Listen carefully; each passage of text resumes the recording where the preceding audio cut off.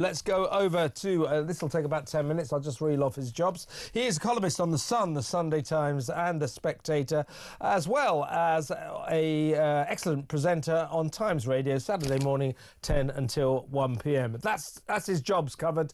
Welcome, Rod Liddle. Good evening, mate. Dreadful song, the Israeli song. Yeah. Dreadful song. It was, but so was ours. So was ours, in fairness. Yeah, ours was better. It's interesting that there was a lot of anti-Semitism there, but by the same token, quite clearly, people in Britain who voted for the song, they didn't vote for the song. They voted because they like Israel. Well, yeah, and they didn't, and as always, they didn't vote for Britain because they don't like Britain. I mean, it is exactly. It's heavily political, too political, and I think on Saturday it did spill over into something really rather nasty. But yes, I'll be broaching that very important topic later on. I suppose you have to watch all this stuff now because I forgot you're also now the Sunday Times' TV critic. So welcome to my previous nightmare. Yes, indeed.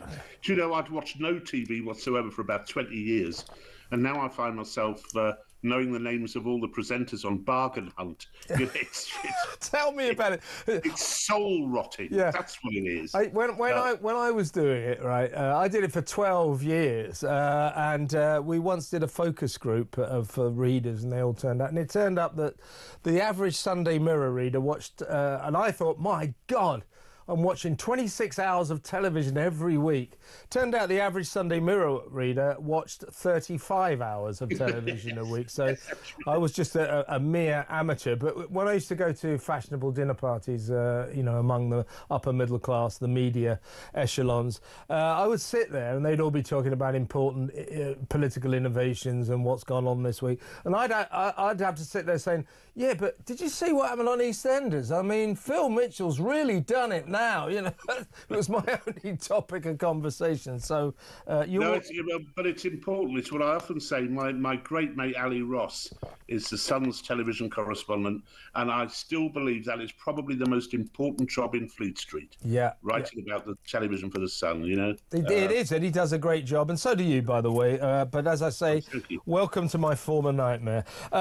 Talking of nightmares, let's talk about Lucy Connelly. Before we talk about her fate, I think she is the classic epitome of a two-tier justice system, or the typical victim, as it were, the archetypal victim of that. But watch this, Rod. You won't believe this. So today, that oily snake oil salesman, Mr. Starmer, was quizzed, was asked about Lucy Connelly. Watch this.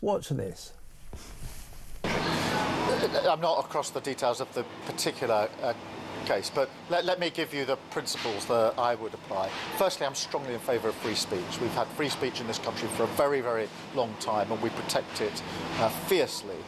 I'm equally, though, against incitement to violence against other people. That has long been an offence in our country, and rightly so. And so I say, don't know the details of this case, but free speech, yes. Incitement to violence, no.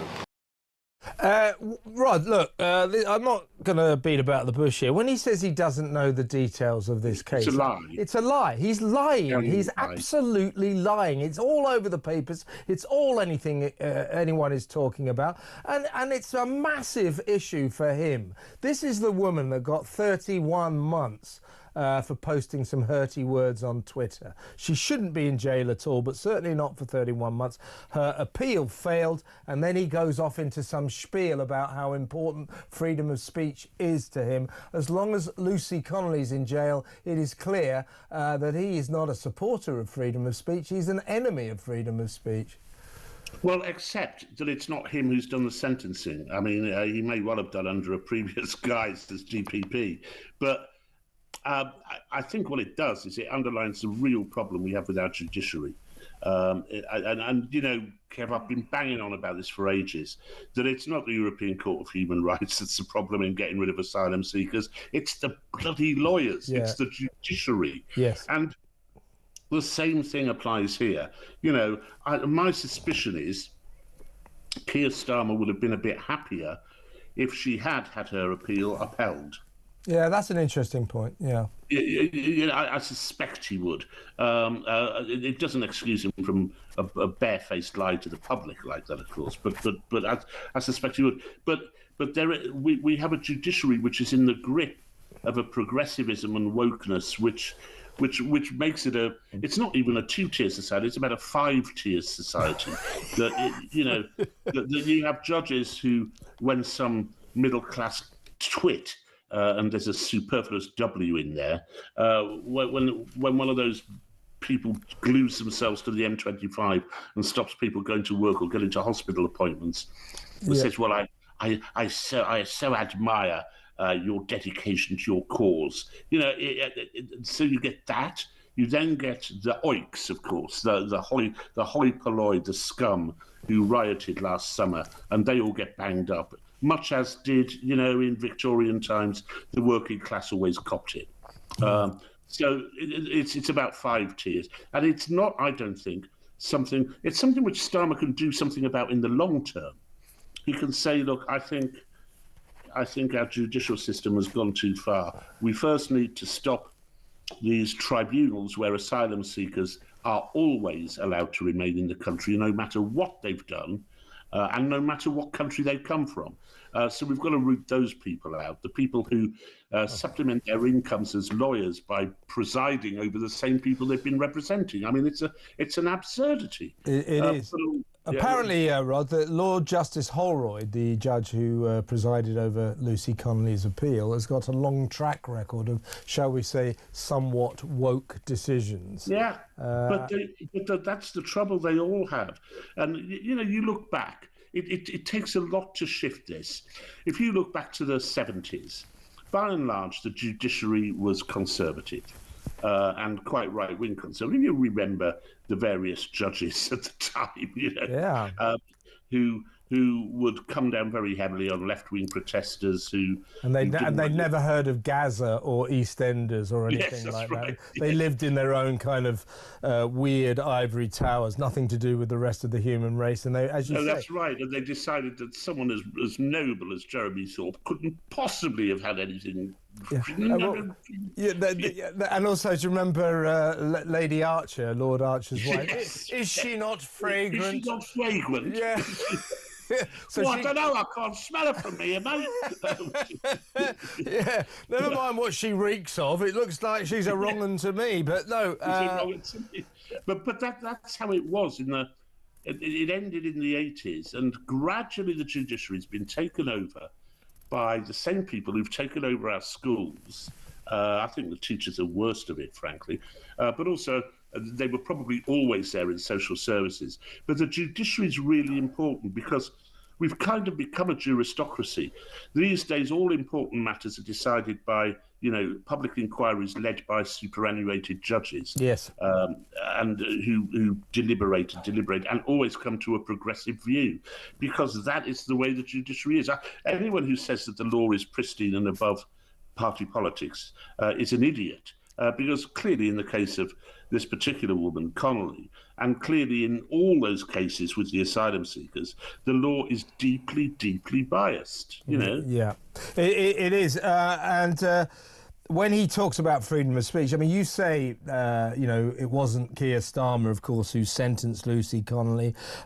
He has nothing to do with her appeal either. As you say, interesting point. Perhaps he would have rather been relieved if she was released. But the spectre of Mr. Starmer, or Sir Keir, hung heavily over all of those sentences in the wake of the Southport riots. I mean, those magistrates, those judges were under instruction. Yeah. Otherwise, why were those cases heard so quickly? People were in jail within 5 days. And why were the sentences so grotesquely disproportionate? And now this guy that I was telling you about, Lord Justice Holroyd, he denying Lucy Connelly's appeal, he said there was no arguable basis to consider the sentence manifestly excessive. It is manifestly excessive. I mean, she got 6 months more than some of the people throwing bricks. Yeah, it's ludicrous, and sorry, Holroyd, it is manifestly unfair and patently so to every single person in the country. We all think it's unfair. My guess is, if pushed, I would suggest Keir Starmer probably thinks it's unfair, but would never have the guts to say so. But you're right. You're right, of course, that those sentences were handed down in an atmosphere of retribution by the government against people who disagree, who objected to the number of asylum seekers we have coming here, the number of hotels being used, the amount of public money being spent on them, and it was retribution. There's no question about that. When, for example, are we going to find out what happens? You're quite right. They were sentenced within 4 or 5 days. Yeah. When are we going to find out what happened to that appalling Labour councillor who said that the protesters should have their throats cut? His case has been put back and back and back. You know, he's not even up in court this month. This is the problem, Rod. When they talk about, these people merely, felt the full force of the law, British justice at work. Well, there's no doubt whatsoever that had they been left-wing protesters, the treatment of them would have been markedly different. That's the problem we have here in this country. I think that's true. It's against the law now to be right-wing. I think that's true, and I think what she tweeted was horrible. Oh yeah. But it was only a tweet, and I think we've got to get ourselves away from this ludicrous position we're in, where we think that tweets are actual real life. They're not. Yeah. You know. No, exactly right. I think we should make this, if not official law, unofficial law. I don't think anybody in this country, in a Western free democracy, should go to jail for what they post on social media, for their tweets. What if it's Iqbal Akbar, who posts that he's going to cut your throat and mine tomorrow afternoon? Well, to be honest with you, Rod, I treat that exactly the same as I would have treated Lucy Connolly's tweet. I mean, the threats that happen, the alleged threats that happen on social media, are not to be treated very seriously. They're not to be treated. I would tend to agree with that. I would agree with that. Yeah, so she's a victim of something that went horribly wrong here, and she's going to remain in jail, and that she will continue to be an embarrassment to this government and an embarrassment to Keir Starmer. But I don't know, just to go back to that clip I played you at the beginning, I don't know who's advising this guy, but somebody obviously said, well, act like you don't know about it. Plead ignorance. He looked like an absolute dork there, clearly lying. I mean, who's advising him? Don't they know that was ridiculous? Well, if he doesn't know the details of that case, he should be sacked anyway. I mean, it's an absurdity. Yeah. And of course, he knows the details of the case. Yeah. And the endorsement of freedom of speech, it didn't ring terribly true. Yeah.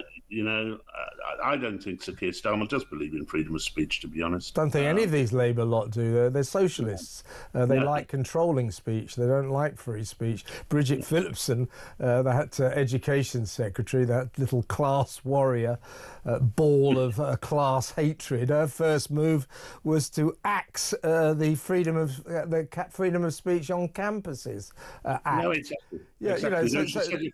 She says it's going to come back in some form, but we will wait and see, won't we, Bridget? I mean, what kind of person looks at a law or a proposed law that said this law will enshrine freedom of speech on university campuses and goes, I don't want any of that. Let's get rid of that. I don't like the sound of that. I mean, that's these people in a nutshell.